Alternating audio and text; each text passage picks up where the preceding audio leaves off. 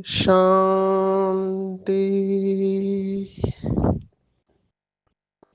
आज 25 जनवरी 2026 भारत में रविवार है।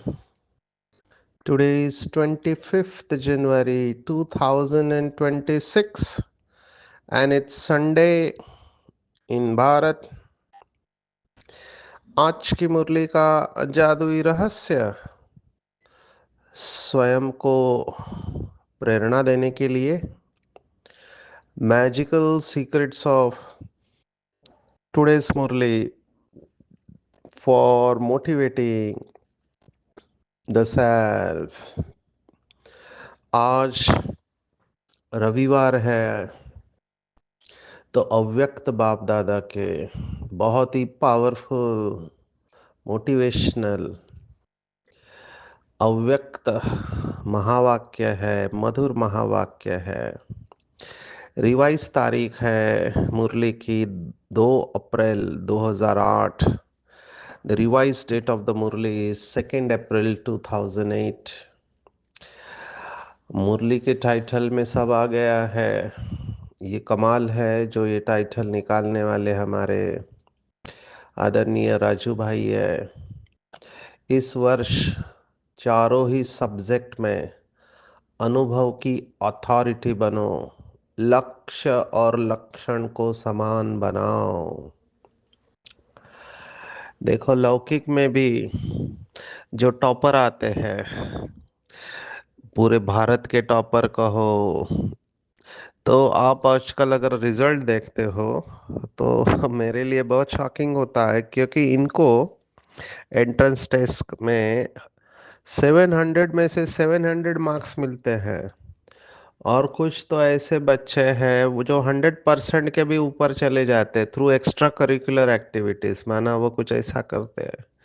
ये आत्माएं पास विद ऑनर होते हैं लौकिक में, कितने प्रसिद्ध हो जाते हैं, सभी मीडिया में, न्यूज़पेपर में इनका फोटो छा जाता है, साथ में माँ बाप का भी फोटो है। तो ये बच्चे अपने माँ बाप का नाम रोशन करते हैं।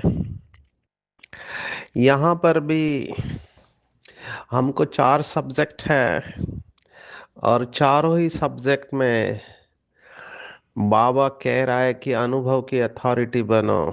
ये थ्योरी नहीं है, ये प्रैक्टिकल है। यहाँ कोई हमको रिटन एग्जाम नहीं लेनी है। हालांकि दोनों परीक्षाओं में कमाल जो होता है वो बुद्धि का ही होता है। लौकिक में भी जिसकी बुद्धि शक्तिशाली है, जो ज़्यादा याद कर सकता है, वो लिखता है। इसमें अलग अलग प्रकार के लौकिक में टेस्ट लिए जाते हैं। यहाँ पर भी चारों ही सब्जेक्ट है और चारों ही सब्जेक्ट प्रैक्टिकल है, एप्लीकेशन है, ज्ञान योग धारणा सेवा। तो इसके गहराई में हम जाने वाले हैं और बाबा ने इसका अथॉरिटी बनने को कहा है। जैसे लौकिक में शास्त्रों की भी अथॉरिटी कहते हैं, ऐसे कितनी आत्माएं हैं जिनकी श्रीमद् भगवत गीता कंठस्थ है, जिनका कुरान कंठस्थ है, जिनका बाइबल कंठस्थ है, ऐसे ही धम्मपद है कंठस्थ है। तो उनका पूरा फेथ होता है उस शास्त्र में, जिस भी धर्म की आत्माएं हैं। ऐसे बहुत सारे लोग हैं महाराष्ट्र में, तो आप वंडर खाओगे। ये 700 श्लोक है श्रीमद् भगवत गीता के।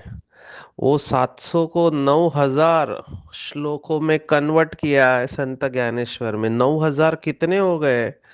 लेकिन ऐसे लोग हैं जो गांव के हैं लेकिन उनको ये ज्ञानेश्वरी पूरी कंठस्थ है। 9000 श्लोक कंठस्थ, मासी का घर नहीं है। अभी एक कुमार का वीडियो वायरल हुआ जिसने वेदों को कंठस्थ किया था। तो ये बुद्धि का कमाल है। आज भी कलयुग के अंत में ऐसे बुद्धि वाले लोग हैं। हमको तो कंठस्थ नहीं करना है, लेकिन मैं अपना अनुभव सुना रहा हूँ कि मुरली याद रह जाती है। कई सारी बातें याद रह जाती है। बहुत पहले मैंने पढ़ा है लेकिन याद रहती है। और कमाल मैं देख रहा हूँ कि समय पर वो पॉइंट इमर्ज होती है। कहाँ से कैसे आती है मुझे नहीं पता। कई बार मुझे लगता है कि ये डिवाइन इंटरवेंशन है, माना शिव बाबा ऊपर से कुछ देना चाहता है तो अपने बच्चों को दे देता है थ्रू द मीडियम। क्योंकि ये सचमुच में कभी कभी मैं भी सोचता हूँ ये कैसे होता है। अभी मुरली मैं सुना रहा हूँ, सुनाते सुनाते अचानक ऐसे पॉइंट आ जाएगी जो मुझे स्पष्ट अनुभव होता है कि ये मेरा नहीं है, मैंने सोचा भी नहीं था, लेकिन वो स्पॉन्टेनियसली अचानक आ जाती है बुद्धि में। तो यस, ये जरूर कहना चाहूंगा कि ये बाबा का इंटरवेंशन है। मैं हमेशा ये भाव रखता हूँ जो भी अच्छी सेवा हुई है, जहाँ पे सफलता मिली है, वो सब बाबा की वजह से हुआ है। और जो भी गलतियां हुई है वो हमारे वजह से है। हम उसमें कम पड़ रहे हैं। आज की मुरली की वैसे शुरुआत तो बाबा ने संतुष्टता से की हुई है। हमने पिछले दो अव्यक्त मुरली में देखा है, बाबा ने आज की मुरली में पिछले दो अव्यक्त मुरलियों को रिवाइज किया है। एक्चुअली देखा जाए तो पिछली संडे की मुरली थी संतुष्टता का प्रकाश फैलाना है, संतुष्ट मनि बन। और फिर उसके पहले की मुरली थी कारण को निवारण करना है, दृढ़ता से सफलता को प्राप्त करना है। यही बातें आज की मुरली में बाबा ने फिर से अंडरलाइन कराई है। और फिर चार सब्जेक्ट के ऊपर आए हैं। मैं चार सब्जेक्ट के ऊपर पहला आना चाहूँगा क्योंकि इसके ऊपर बहुत अभ्यास किया है और बाबा के अव्यक्त महावाक्यों ने बहुत मोटिवेट किया है। हमेशा ये लक्ष्य रखता हूँ मैं कि आध्यात्मिकता को बहुत सरल करके समझाना चाहिए। अगर मुझे बाबा की मुरलियों को या आध्यात्मिकता को सरल करना नहीं आता है तो मेरे अंदर कमी है, ऐसे मैं समझता हूँ। बहुत सिंपल करना चाहिए कि एक छोटे बच्चे को भी समझ में आ जाए, इतना इजी होना चाहिए। तो ये चार सब्जेक्ट की बात बाबा ने एक मुरली में ऐसे ही कुछ किया था। जैसे बाबा का ज्ञान देने का तरीका कितना सुंदर है। छोटे बच्चों को एबीसीडी सिखाया जाता है। A for apple, B for ball, C for cat, D for dog. अभी ये अलग सब्जेक्ट है, मैं उसमें नहीं जाऊंगा। लेकिन बाबा का एबीसीडी क्या है? ए फॉर आत्मा, बी फॉर बाबा, C for circle, D for drama. कितना सिंपल है। हम भी स्ट्रेस मैनेजमेंट में एबीसी कहते हैं। तो वो स्ट्रेस मैनेजमेंट का प्रिंसिपल है एबीसी। ऐसे कितने सारे सिंपल चीजें हैं। ए फॉर एक्सेप्ट करना, अल्टर करना या अवॉइड करना, वो कहते हैं। जिसको बदल सकते हैं उसको बदल लो। सबसे अच्छी बात है अवॉइड करना। अवॉइड करना माना टालना। ऐसी परिस्थिति आए ही नहीं आपके जीवन में जिससे टेंशन हो। अगर नहीं टाल सकते तो उसको बदली करो, माना अल्टर करो। A for alter. और अगर वो भी नहीं कर सकते, है ही परिस्थिति, स्वीकार करो। बी माना वो अलग अलग बातें कहते हैं। बी माना बिलीव इन योर सेल्फ, अपने अंदर विश्वास रखो। B for be positive. और सी माना, अभी सी में भी बहुत सारे हैं, क्रिएटिव प्रॉब्लम सॉल्यूशन आपको ढूंढना है। सी फॉर चेंज भी आता है। ऐसे एबीसी हम सुनाते हैं। ये इजी होता है लोगों को ध्यान में रखने के लिए। जैसे बाबा कहता है टेंशन, टेंशन को भूलने के लिए क्या करो? तो बाबा कहता है ए लगा दो। तो टेंशन के आगे ए लगाते तो अटेंशन हो जाता है। अभी इसको कहते हैं सिंप्लीफाई करना। अब मैं चार सब्जेक्ट के बाबा की बातें मेरे बहुत गहराई में चली गई। मैं चार सब्जेक्ट की अथॉरिटी के ऊपर आ रहा हूँ क्योंकि बाकी की बातें बहुत इंपॉर्टेंट है, उसको भी टच करेंगे शॉर्ट में। चार सब्जेक्ट है, ज्ञान योग धारणा सेवा।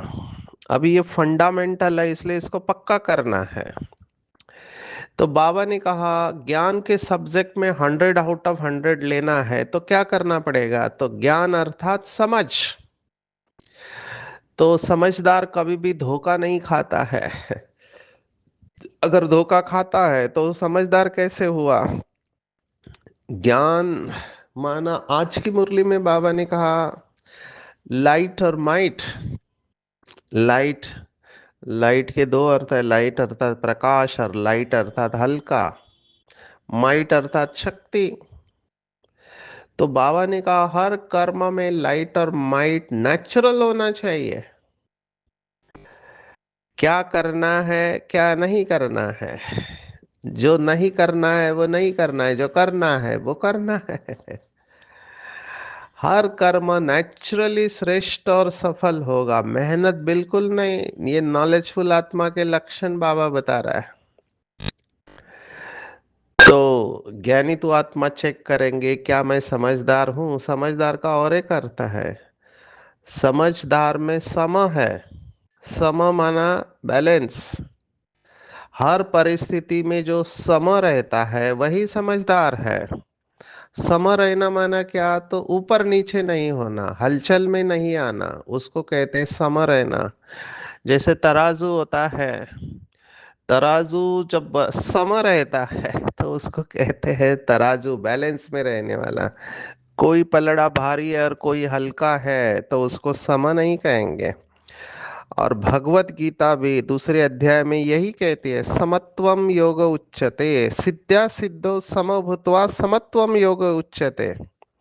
इसी भाव से दूसरा श्लोक भी आया है श्रीमद् भगवत गीता में, सुख दुखे समय कृत्वा लाभा लाभो जया जयो ततो युद्धाय युज्यस्व नैवं पापम वाप्स्यसि। ये 38वां श्लोक है। तो सुख दुख मान अपमान निंदा स्तुति इसमें भी सम रहना है। तो समझदार अर्थात हर परिस्थिति में सम रहने वाला, और वही ज्ञानी तो आत्मा है। ज्ञानी तो आत्मा ये कभी नहीं कहेगा कि ऐसा क्यों हो रहा है, क्योंकि उसको पता है कि ऐसा क्यों हो रहा है। अगर कोई परिस्थिति जीवन में आती है, विपरीत परिस्थिति, तो ज्ञानी तो आत्मा कभी भी हलचल में नहीं आएगा, क्योंकि उसको पता है ये सब क्यों हो रहा है। हमारे कर्मों का रिटर्न है वो। देखो, हमारे स्टार स्पीकर ने कहा कि आपके पास काले बॉल और सफेद बॉल आएंगे। ये भी एक अच्छा ज्ञान समझाने का तरीका है जो हम हीलिंग में भी यूज करते हैं। तो काले बादल आ रहे, काले बॉल आ रहे, जो भी आप कहो, ये हमने कभी भेजे थे जो हमारे पास वापस आ रहे हैं। तो कोई व्यक्ति प्रकृति हमको पेपर बन रही है तो हमारे कर्मों का रिटर्न है। सहन करना है, उसको समाना है, उसको रिएक्ट नहीं करना है। वहां से काले आ रहे तो मैं भी काला भेजू तो नया अकाउंट बन जाएगा। क्लोज ऑल द अकाउंट, संगम युग पर सभी हिसाब किताब चुकतो करने हैं, नया नहीं बनाना है। और जमा करना है तो सफेद सफेद बॉल भेजो आप। इसका मतलब क्या, लौकिक में कहावत है काली जबान। काली जबान माना ये लोग जो भी बोलते हैं निगेटिव वो सच हो जाता है, तो कहते हैं इसकी काली जबान है। मैं कहता हूँ बाबा के सभी बच्चों की सफेद जबान होनी चाहिए। सफेद माना वैसे सफेद नहीं, सफेद माना हम हर एक के लिए वरदान दे, जो बाबा ने अभी कल परसों साकार मुरली में कहा, वरदान ही बोल होने चाहिए। ये है सफेद जबान। हम किसी को श्रापित नहीं करें। हम हमेशा, जिसको बाबा कहता है महावाक्य सुनाए, वरदानी बोल वो, उमंग उत्साह बढ़ाने वाले, किसी को नीचे गिराने वाले नहीं। ऐसे हमारे बोल होने चाहिए। तो ये है ज्ञानी तो आत्मा का लक्षण। तो चेक करेंगे मुझे ज्ञान में 100 आउट ऑफ 100 है। अगर नहीं है तो चेंज करेंगे। दूसरा, योग का सब्जेक्ट सबसे टफ सब्जेक्ट समझते हैं, क्योंकि अगर सूक्ष्म में भी कहीं पर विकर्म है या बंधन है तो आप शरीर से डिटैच हो ही नहीं सकते और बाबा से अटैच हो ही नहीं सकते। इसलिए योग के लिए बाबा ने जो शब्द दिया था, योगी अर्थात क्लीन एंड क्लियर इंटेलेक्ट, बाबा का शब्द है। स्वच्छ होगा और स्पष्ट होगा, बुद्धि में कभी भी कोई कंफ्यूजन नहीं होगा, ये योगी का लक्षण है। योग अर्थात इसी बात को हम कहेंगे, योग अर्थात डिसीजन पावर। वो कभी भी संभ्रम वाली अवस्था में नहीं होगा, द्विधा मनस्थिति में नहीं होगा, ये करूं या ये करूं, ये बोलूं या ये बोलूं, इधर जाओ या इधर जाओ। बिल्कुल नहीं, उसको दूध का दूध और पानी का पानी दिखाई देगा। जिसको शास्त्रों का शब्द है क्षीर नीर विवेक बुद्धि, उसका विवेक इतना पावरफुल होगा, सेकंड में डिसीजन कर लेगा। देखो, एक मुरली में मुझे याद आ रहा है, बाबा ने कहा अष्टरत्न, अष्टरत्नों की क्या विशेषता होगी। तो जैसे प्रिज्म होता है, कांच का टुकड़ा, उसमें सूर्य का प्रकाश गिरता है, तो उसमें से 8 किरणें निकलती है, 7 और 1 8। तो ऐसे ही इस आत्मा से आप मिलोगे अष्टरतन से, तो आपको एक सेकंड में ये महसूसता आएगी कि इस आत्मा की परखने की शक्ति, निर्णय करने की शक्ति, सामना या समाने की शक्ति, सहन करने की शक्ति, सहयोग की शक्ति, विस्तार को संकीर्ण करने की शक्ति, ये सब शक्तियां आपको उसको देख के अनुभव होगी, क्योंकि वो शक्तियों को रेडिएट कर रहा है। उसके द्वारा निरंतर ये अष्ट शक्तियां निकल रही है, वो अष्टभुजाधारी आत्मा है, ये आपको फीलिंग आएगी। ये अष्टरतन का लक्षण बताया था। तो योग अर्थात ये बुद्धि का कमाल, डिसीजन, इसको मैं अंग्रेजी में कहता हूं स्पॉन्टेनियस राइट एक्शन। अभी देखो, श्रीमद् भगवत गीता कहती है योगः कर्मसु कौशलम, ये श्रीमद् भगवत गीता की व्याख्या है। श्रीमद् भगवत गीता क्यों कहती है योग माना कर्मों में कुशलता है। इसको अगर और गहराई से हम सूक्ष्म में जाए, perfection in action is yoga. अभी होता क्या है, कई लोग डिसीजन देते हैं और डिसीजन देने के बाद सोचते हैं अरे इसको बुरा तो नहीं लगेगा, अभी ये क्या सोचता होगा, कहीं मैंने गलत डिसीजन तो नहीं दिया, अभी क्या होगा, कैसे होगा। अभी ये परफेक्शन नहीं हुआ। कर्म करने के बाद फुल स्टॉप लगना चाहिए इमीडिएटली। ये है योग की पावर। बाबा ने देखो निमित्त आत्माओं को, क्योंकि देखो जिसके ऊपर जिम्मेवारी होती है, जैसे ब्रह्मा बाबा की साकार मुरली में बातें आती थी, बाबा का ही शब्द मैं सुनाना चाहूंगा, जिसके माथे मामला।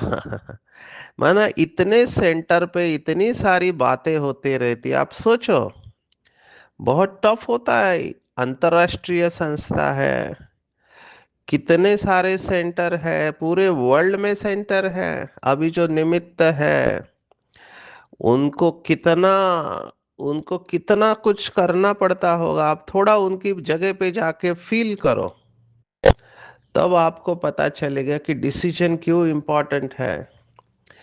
मैं देखता था पावर कैसे हो रही है, पहले ब्रह्मा बाबा डिसीजन लेते थे या मम्मा लेते थे, उसके बाद बड़ी दादी आई प्रकाश पानी वर्ल्ड के स्टेज पर, सिंगल हैंडेडली डिसीजन। उसके बाद दादी जान की थोड़े समय तक सिंगल हैंडेडली डिसीजन। उसके बाद हमारी परम आदरणीय रतन मोहिनी दादी जी, अभी सिंगल हैंडेडली डिसीजन मुश्किल है, तो कमिटी है। तो ये सतयुग की आप देखो, विश्व महाराजन लक्ष्मी नारायण बाबा कहता है इनको कोई वजीर की जरूरत नहीं है, तो मम्मा बाबा की वो स्टेज है, वजीर की कोई जरूरत नहीं, दादी की स्टेज है, वजीर की कोई जरूरत नहीं है। एक व्यक्ति के हाथ में सत्ता है पूरी, और उसका डिसीजन है। धीरे धीरे हम सब ये महसूस करते हैं कि अकेला का डिसीजन नहीं चले, क्योंकि वो पावर नहीं है, पावर कम होते जाएगी। जैसे शिव बाबा से त्रिमूर्ति ब्रह्मा विष्णु महेश है ना, फिर नीचे आप आओ तो लक्ष्मी नारायण, और फिर देवता है, तो जैसे नीचे नीचे जाते हैं पावर कम होते जाती है। यही योग का कमाल है। योग माना फुल स्टॉप। तो मैं ये कह रहा था, बाबा ने निमित्त आत्माओं को कहा था कि आप बहुत यज्ञ के कारोबार में बिजी रहते हो तो एक भट्टी करो, बाबा ने कहा था। और भट्टी का नाम बहुत इंटरेस्टिंग है, फुल स्टॉप की भट्टी। फुल स्टॉप लगाओ। तो ये बहुत इंटरेस्टिंग है, हम सबको ये करना चाहिए, क्योंकि हर एक अपनी अपनी तरफ से बिजी है। कोई छोटे सेंटर पर होके भी बिजी है, कोई बड़े सेंटर पर है, कोई जोन है। जैसे ऊपर जाओ विस्तार होते जाता है। लेकिन हम सबको ये अभ्यास करना चाहिए सेकंड में फुल स्टॉप लगाने का। मैं आगे जा रहा हूँ, धारणा। अभी धारणा के लिए बाबा ने शब्द दिया था, धारणा अर्थात डबल लाइट, हमेशा हल्का होगा, उड़ता रहेगा। धारणा को सबसे ज्यादा मार्क्स है, क्यों? क्योंकि अगर धारणा नहीं है तो आप खुद भी डिस्टर्ब रहेंगे, औरों को भी डिस्टर्ब करेंगे। धारणा माना फ्लाइंग स्टेज, मैं कहता हूँ फ्लाइंग स्टेज, उड़ने वाली अवस्था रहेंगे, खुद भी उड़ेंगे, औरों को भी उड़ाएंगे। धारणा वाले हमेशा कुछ भी हो जाए लेकिन वो हमेशा डबल लाइट रहेंगे, मन भी हल्का, शरीर भी हल्का, लाइट का शरीर, ये फरिश्ता स्वरूप वाले हैं। तो कभी भी भारी नहीं होंगे धारणा वाले। बाबा ने कहा एक है सेवा करना और एक है धारणा युक्त सेवा करना। तो धारणा युक्त सेवा के ज्यादा मार्क्स है। अभी धारणा और सेवा दोनों साथ में जाते हैं। वैसे तो चारों ही सब्जेक्ट का कनेक्शन मैं लास्ट में बताने वाला हूँ। तो सेवा के लिए बाबा ने कहा था निमित्त और निर्माण भाव, ये बहुत इंपॉर्टेंट है। सेवा के सब्जेक्ट में मेजॉरिटी को मार्क्स है। बहुत बाबा के बच्चे सेवा करते हैं, और मैं ये देखता हूँ आज की ये अव्यक्त मुरली में भी बाबा ने कहा सेवा में मार्क्स है। सभी विंग्स वाले सभी भाई बहने तो सेवा में तो मार्क्स ले लेते हैं, लेकिन सेवा में भी इजी नहीं है। सेवा में अवस्था बनती है तो बिगड़ती भी है। अगर देह अभिमान आया तो अवस्था बिगड़ जाएगी, नाम मान शान की इच्छा होगी तो भी अवस्था बिगड़ जाएगी। तो सेवा का सब्जेक्ट जितना दिखता है उतना इजी है नहीं। कई लोग सेवा करने के बाद संतुष्ट होने चाहिए, असंतुष्ट हो जाते हैं। अभी आपने इतनी सेवा की तो असंतुष्ट क्यों होने चाहिए, जमा होना चाहिए ना। लेकिन नहीं, एक आत्मा अभी वो कह रही है कि मैंने इतनी सेवा किया, किसी ने मुझे पानी का ग्लास भी नहीं पूछा। तो ये हो गई अपेक्षा। मैंने सेवा की तो मेरी महिमा होनी चाहिए, सभी तालियां बजाने चाहिए, मेरे क्लास में महिमा होनी चाहिए, मेरा फोटो आना चाहिए, मुझे अप्रिसिएशन मिलना चाहिए। ये है सेवा के साथ सूक्ष्म कामना, बाबा कहता है वो जुड़ी हुई है, तो आप सदा असंतुष्ट रहेंगे। फिर आपने दुआओं का खाता तो जमा नहीं किया। इसलिए सेवा का सब्जेक्ट भी इतना सरल नहीं है, लगता सरल है। निमित्त और निर्माण, कराने वाले ने करा दिया, मैं निमित्त हूँ। तो चारों ही सब्जेक्ट में चेक करेंगे 100 आउट ऑफ 100। बाबा ने कहा कि हर सब्जेक्ट में अनुभव की अथॉरिटी हो। ये सभी में बाबा कहता है अनुभव की अथॉरिटी। देखो लौकिक में कहावत है, जे न देखे रवि ते देखे कवि, और जे न देखे कवि ते देखे अनुभवी। अनुभवी को माया मिटा नहीं सकती, क्योंकि माया की अथॉरिटी से अनुभव की अथॉरिटी पदम गुना ऊंची है। सोचना अलग है, मनन अलग है, अनुभवी स्वरूप बनकर चलना इसकी आवश्यकता है। देखो कहीं पर भी जाओ, हम भी मीटिंग करते हैं तो कहते कि इसको अनुभव बहुत है, इसको पूछो, ये गवर्नमेंट के साथ मिलके काम करता है, इसने नशा मुक्ति में सेवा किया है, बहुत कॉलेजेस के साथ एमओयू किया है, तो इनको अनुभव है। तो हर फील्ड में ऐसे होते हैं अनुभवी लोग। किसी को बिल्डिंग का कामकाज गवर्नमेंट की परमिशन लेने का अनुभव होता है, किसी को गाड़ी का अनुभव होता है, किसी को ब्रह्मा भोजन बनाने का अनुभव होता है, हजारों लोगों का भोजन बनाना, ये भी अनुभव है। हर फील्ड में अनुभव की जरूरत है। बाबा जो कह रहे चारों सब्जेक्ट में अनुभव की अथॉरिटी बनो, तो चेक करेंगे। और विशेष बाबा ने पिछले दो मुरलियों को फिर से उजागर किया है कि कारण नहीं, निवारण और दृढ़ता की शक्ति। बाबा का सबसे पसंदीदा शब्द है सदा। बाबा ने दो शब्दों को निकालना चाहिए। अंग्रेज ये डबल फॉरेनर्स को भी बाबा ने कहा था, सम टाइम एंड समथिंग। आज हिंदी में कहा कभी कभी और थोड़ा थोड़ा। बाबा ने कहा सर्वगुण संपन्न, कभी कभी गुणदाता, और शक्तिवान, कभी शक्तिवान कभी कमजोर, ऐसे नहीं है। सदा गुणदाता, सर्वगुण संपन्न और सर्वशक्ति संपन्न है, तो कभी कभी और थोड़ा थोड़ा ये शब्द निकाल देना चाहिए। कभी कभी थोड़ा थोड़ा नहीं, 100%। बाबा को थोड़ी भी कमजोरी अच्छी नहीं लगती बच्चों की, तो बाबा देखना ही नहीं चाहता है। खुद भी उड़ो और सभी को उड़ाओ। अभी यही स्टेज काम आएगी। उड़ना है और उड़ाना है। इसलिए बाबा ने फिर से वो दो शब्द याद दिलाए, वो है अचानक और एवर रेडी। ये तीन शब्द बहुत पावरफुल है। मैं इसके ऊपर सदा अटेंशन रखता हूँ, क्योंकि बाबा के शब्द तीर की तरह अंदर चले गए मेरे। ये अचानक एवर रेडी तो है ही है कि सब कुछ अचानक हो रहा है, बहुत बी के एडवांस पार्टी में जा रहे हैं, और सदा एवर रेडी रहना है। लेकिन मुझे तीसरा शब्द ज्यादा हिट करता है, बहुत काल का पुरुषार्थ। ये बहुत काल का शब्द मुझे क्यों हिट कर रहा है? क्योंकि बाबा ने स्पष्ट कहा था कि कई बच्चे कहते हैं कि लास्ट में संपूर्ण बन जाएंगे, तो बाबा ने कहा राजा ये भी लास्ट में मिलेगी।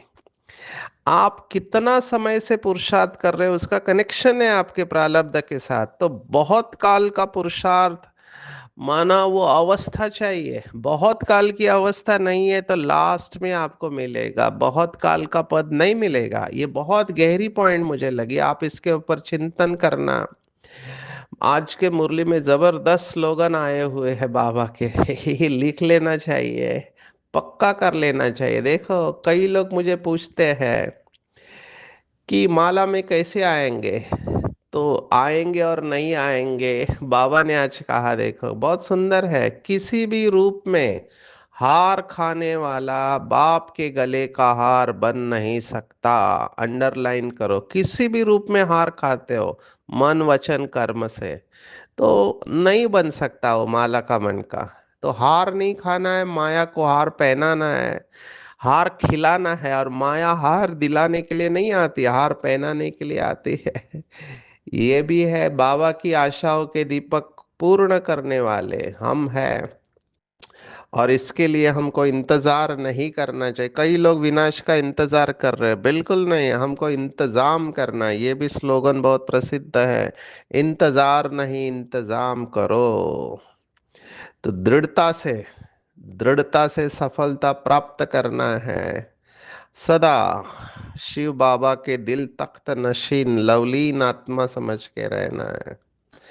बैलेंस में चलना है। कौन सा बैलेंस? तो बाबा ने बहुत सारे बैलेंस बताए, आज के वरदान में आए धर्म और कर्म का बैलेंस।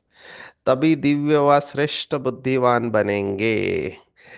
अभी माना क्या है, इसका अर्थ क्या है कि कर्म करते समय धर्म अर्थात धारणा संपूर्ण होने चाहिए, तभी बैलेंस का प्रभाव होगा। नहीं तो कर्म समाप्त होने के बाद धारणा आई, तो दोनों बातें का बैलेंस ठीक हो तभी श्रेष्ठ व दिव्य, नहीं तो साधारण बुद्धि।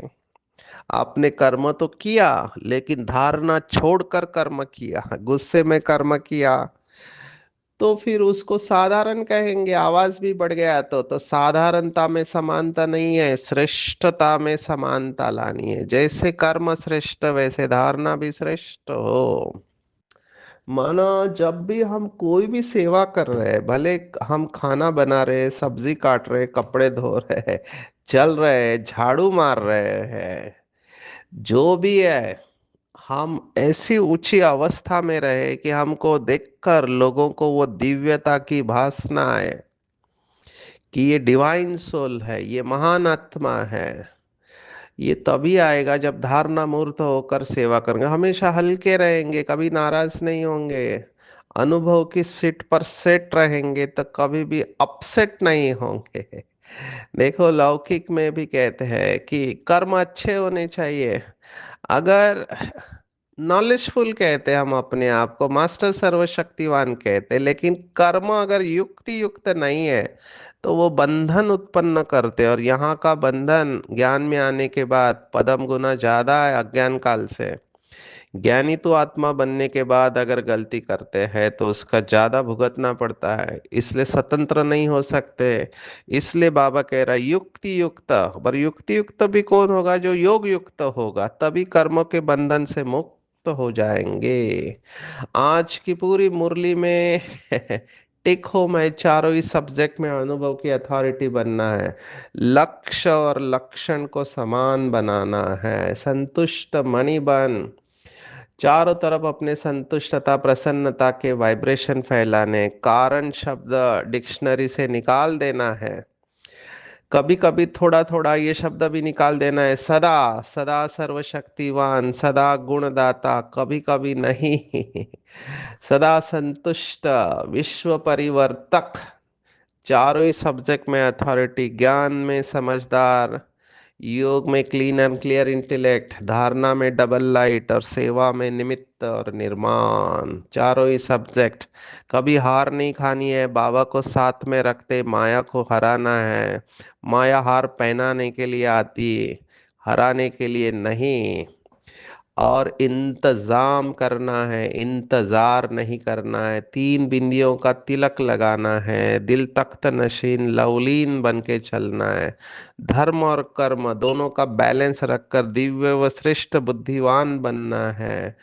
अनुभव की सीट पर सेट होना है तो अपसेट नहीं होंगे। और योग युक्त युक्ति युक्त बनकर कर्म करेंगे तो कर्म के बंधन से मुक्त हो जाएंगे। अच्छा, ओम शांति।